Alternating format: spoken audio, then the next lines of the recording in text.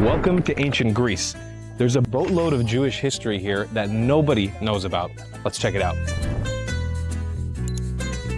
So I'm atop the Acropolis right now, one of the most famous sites in Greece. And while this place doesn't really have Jewish history, this place, the ancient city of Athens, definitely does.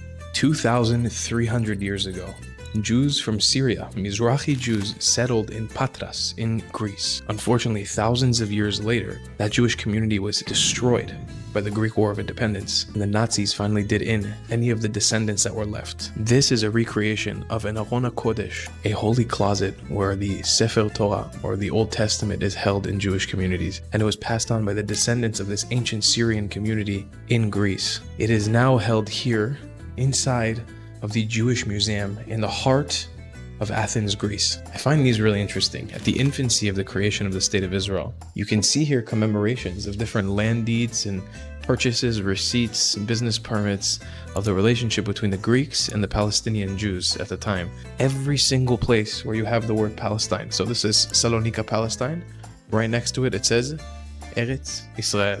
We're in a room now that contains funerary fragments of Jews who lived throughout the ages in Greece. Some of these are thousands of years old. Like this one back here honors a Jewish slave that lived here in Greece, and this one of a little Jewish boy named Judah, in Greek pronounced Ludas. What I find crazy is that before the Holocaust, the Jewish community in Greece sat at around 72,000 people.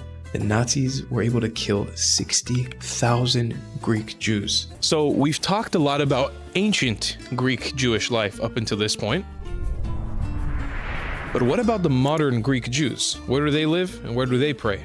On this little picturesque street in a quiet neighborhood of Athens remain two last Jewish synagogues in the city. We have the Bet Shalom synagogue, which is right behind me, which looks like an incredibly built Hellenistic Greek building, as well as the Etz Chaim synagogue, which is right across the street, a little bit smaller. Now I know this street may not look very Jewish, looks kind of more like Florentin from Tel Aviv, but these neighborhoods and these streets around where the Jewish synagogue is today actually were the neighborhoods that used to house the ancient Jewish community. Markets, shops, housed by Jewish Greeks living in Athens. One of the coolest things about the Jewish community of Athens is that even today, the traditions of the old Mizrahi and Sephardi culture is being preserved. There's a restaurant inside of the modern Chabad house called Gostichot.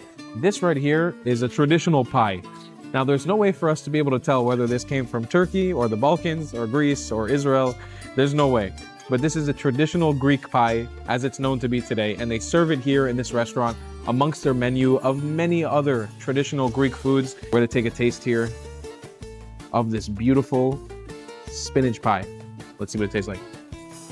It's so savory, but super buttery, flaky. It's like really, really delicious. Yummy. I want to leave you with a message of hope.